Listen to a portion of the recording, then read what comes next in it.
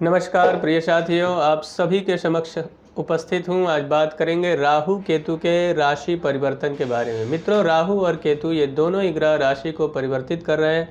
पहले राहु ग्रह जहाँ मेष राशि में विराजमान थे, वहीं केतु ग्रह तुला राशि में थे।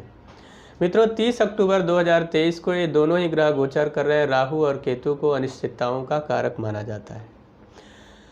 जीरो से हीरो बनाने का कार्य राहु और केतु करते हैं और हीरो से जीरो भी बनाते हैं। मित्रों, ये जो राशि परिवर्तन है यह पूरे 1.5 वर्ष के लिए होगा, यानी कि 16 मई 2025 तक के लिए राहु ग्रह मीन राशि में रहेंगे, वही केतु ग्रह कन्या राशि में प्रवेश करेंगे। बात करेंगे तुला राशि वालों के लिए इस राशि परिवर्तन का किस प्रकार का फल रहेगा। स्त्री और पुरुष दोनों के लिए एक समान लागू होगा। मित्रों, तुला राशि वालों के लिए राहु ग्रह मीन राशि यानी कि षष्ठम भाव में विराजमान होंगे। षष्ठम भाव में विराजमान होंगे तो किस किस प्रकार के लाभ देंगे। पाप ग्रह अक्सर 6 और 8 हाउस में अच्छा फल देते हैं। शत्रुओं से जहां आप परेशान थे, शत्रुओं पर विजय प्राप्त करने का सही समय आ रहा है। साथ में कोर्ट कचहरी से जुड़ा हुआ अगर कोई मामला था, उस मामले में भी जीत आपकी नज़र आ रही है। यदि आपने कर्ज लिया था तो कर्ज चुकाने का भी शुभ समय आता हुआ दिखाई दे रहा है। 6 हाउस में विराजमान होंगे। उनकी जो 5वीं दृष्टि होगी वो 10th हाउस यानी कि 10म भाव पर होगी। तो नौकरी पेशा वाले लोगों के लिए, जो लोग नौकरी कर रहे थे और वहाँ आसपास के लोगों से यानी कलीग या फिर बॉस से परेशान थे, उनका परेशानी समाप्त होता हुआ दिखाई दे रहा है। साथ में नए नौकरी के तलाश में भटक रहे लोगों के लिए सुनहरा अवसर राहु ग्रह प्रदान करेंगे। उसके साथ साथ में मान सम्मान, पद प्रतिष्ठा, पिता के साथ संबंधों को बनाकर रखना आपके लिए बहुत ही लाभदायक सिद्ध होगा। राहु ग्रह की 7वीं जो दृष्टि होगी वह होगी 12th हाउस यानी कि 12 भाव पर। आपको भाग दौड़ का सामना करना पड़ सकता है, लेकिन उसमें से कुछ बेहतर रिजल्ट भी निकल कर आएंगे। विदेश से इस दरमियान कुछ खास संबंध बन सकते हैं या फिर शुभ समाचार मिल सकता है या फिर विदेश जाने का मौका भी आपको मिलेगा, जो बहुत ही सुखद रहने वाला है। राहु ग्रह की 9वीं दृष्टि होगी, वह 2य भाव पर होगी, तो फंसे हुए पैसे के मिलने के आसार बहुत बेहतर होते हुए दिखाई दे रहे हैं। लेकिन पैतृक संपत्ति से जुड़े हुए किसी विवाद में फंसने से आपको बचना चाहिए, अन्यथा उलझ जाएंगे और उलझ जाएंगे तो सुलझना वहां से आपके लिए आसान नहीं होगा।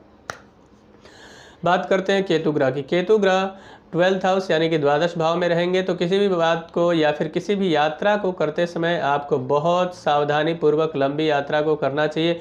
पूरे प्लानिंग के साथ प्लान को एग्जीक्यूट करना चाहिए, अन्यथा वहां जाकर पछताना ना पड़े, इस बात का विशेष ख्याल रखने की आवश्यकता रहेगी।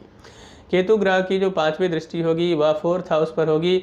4th भाव पर दृष्टि पड़ने से मित्रों से सावधान रहने की आवश्यकता होगी, या फिर जिस मित्र से आप कार्य करवाते हैं या फिर जो मित्र आपके जीवन में बहुत करीबी है, उस पर आंख बंद करके भरोसा ना करें। लेकिन केतु ग्रह के 5वीं दृष्टि के यहाँ पड़ने से शुभ समाचार मिलने के बहुत ही अच्छे आसार दिखाई दे रहे हैं, यानी कि आपका नया मकान बन सकता है या फिर आप नए गाड़ी की योजना बना रहे थे खरीदने की, उसके बहुत बेहतरीन योग बनते हुए यहाँ पे दिखाई दे रहे हैं।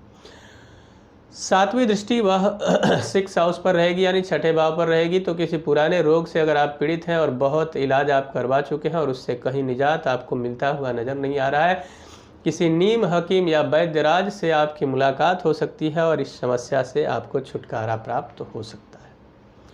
उनकी 9वीं दृष्टि 8th हाउस पर होगी, तो आपको वाहन से बचना होगा, यानी यात्रा करते समय या फिर कहीं भी किसी प्रकार का वाहन आप चलाते हैं तो निश्चित तौर पर आपको पूरी सावधानी के साथ चलाना होगा, अन्यथा आपको दुर्घटनाओं का सामना करना पड़ सकता है।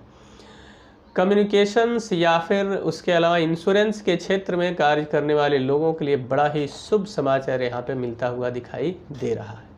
मित्रों, इस फल को और भी सुंदर और बेहतर प्राप्त करने के लिए आपको क्या करना चाहिए। शनिवार और बुधवार के दिन आपको गरीब लोगों को खाने पीने की वस्तुओं से मदद करनी चाहिए।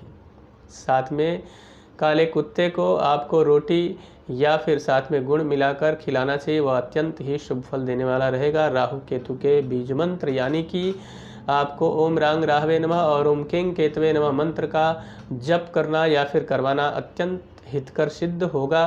तब तक लिए इजाज़त दीजिए। नमस्कार।